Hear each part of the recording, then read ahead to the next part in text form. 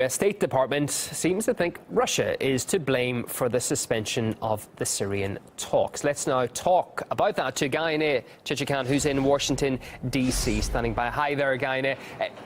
I believe you were at the recent U.S. State Department press briefing. What's the American stance then on those peace talks in Geneva? Well, the State Department said the Syria peace talks were paused, quote unquote, in part because of Russia. But the spokesperson was so unclear on why else the talks in Geneva stalled that it created the impression that it was all Russia's fault. Take a listen. These attacks run counter not only to the desires of the Syrian people who want to see this political process succeed, but also to the stated intentions of the Russians themselves. So basically the breakdown or suspension in the Geneva talks is Russia's fault? Is that what you're saying? I didn't say that. I said it was in part. Go back to what I said, Matt. Yeah. I said in part because of the disruptions to humanitarian aid and the continual attacks on civilian targets. But in part. What else is it due to? Well, I wasn't privy to the discussions over there. I'd point you to what Mr. de Mistura said. The UN Special Envoy Staffan de Mistura said the talks on the Syrian reconciliation in Geneva were put on hold due to the impossibility to address the humanitarian crisis, but it did not say it was Russia's fault. Here. I am not referring to military activities. I'm saying to the impossibility through military activities and other reasons for the fact that the humanitarian signals which are meant to be sent to the Syrian people, for instance, lifting of the sieges, for instance, the access for all the places which are at the moment unreachable, should be seen. The decision came as the Syrian government forces ended a 3.5-year siege of the Shiite towns of Nubul and al-Zahra, that's north of Aleppo. The State Department said Russian airstrikes near Aleppo primarily targeted opposition groups and not Daesh. I tried to get specifics here. Did these moderate opposition groups reach out to the U.S. and say that they were under attack by Russia? I don't know that they reached out and said that they were under attack. We have lots of streams of information that would confirm that fact for us. Which groups were under attack As I said to Saeed, I don't have the list of every group. We are getting mixed signals from the U.S. moving forward with the talks. So on the one hand, saying military action should not be a precondition to the peace talks. On the other, saying military action by the Syrian government and Russia is the reason why peace talks stalled, which makes it more likely for the Syrian opposition to walk away from the talks. They're already under a lot of pressure from their backers in Saudi Arabia, Qatar, and Turkey to do so.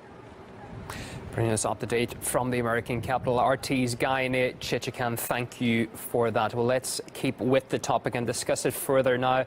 Happy to say I'm joined live by Senior Editor of Executive Intelligence Review magazine, Jeff Steinberg. Hi there, Jeff. The talks are on hold. We heard a general statement from the UN Special Envoy for Syria. No concrete reasons given. What do you think is the reason behind it? Well, you know, I think that the talks got started. They started 5 or so days late, but the fact that it even happened, the fact that the Saudi-controlled rebel Salafist delegations even showed up in Geneva is an indication that we're at the beginning of something that's going to be a long, difficult process. And I think it was always expected that there'd be some initial discussions. All sides would go back.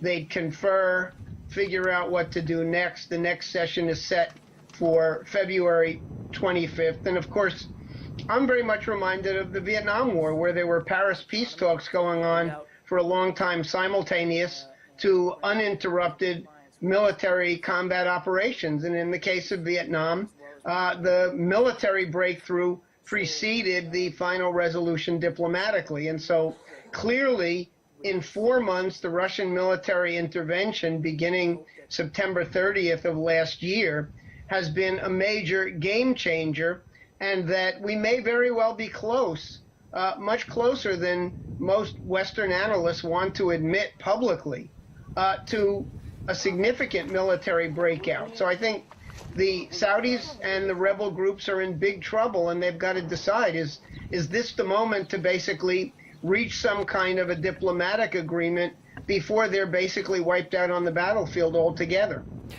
If it is the so-called moderate opposition walking out of these talks, why is the U.S. State Department putting the blame, it seems, solely for the suspension on Russia? Well, I think the whole concept of, quote, moderate opposition is difficult to define. For one thing, the groups that are backed by Saudi Arabia, Qatar, and Turkey really are not, in my mind, moderate at all. They just simply happen to be radical Salafists who don't have the label Daesh or Nusra Front, but in most other respects, they're very similar. There are people in the U.S. government and in the Pentagon who have come to the conclusion that it would be a disaster for Syria and for world peace and security if some of those Salafist, non-ISIS, non-Nusra networks were to seize power in Damascus. So there's been a shift of attitude on the U.S. side that it's no longer desirable for there to be a military defeat of the Assad government, because what would clearly come next is worse. So I think that, you know, you've got a lot of tricky factors here. The moderate opposition groups in some cases have signaled recently that they're willing to work with the Syrian government and with the Russians, factions of the Free Syrian Army. Clearly the Kurds, who the Turks hate, but have been about the most effective domestic fighting force in Syria against the ISIS strongholds, and who've played a key role in sealing off that Turkish border, they're working both with U.S. and with Russian advisors and support units. So this thing has become extraordinarily tricky, and quite simply, the Saudis, the Turks, the Qataris are not going to get what they want. And the sooner they come to realize that, and realize that the worst alternative for them is to be decisively defeated on the battlefield, which could happen this year. So if they're smart, they'll come around to the negotiating table and acknowledge that they're in a position of relative weakness. The thoughts of Jeff Steinberg, Senior Editor of Executive Intelligence Review magazine. Thank you for coming on the program. My pleasure, Roland.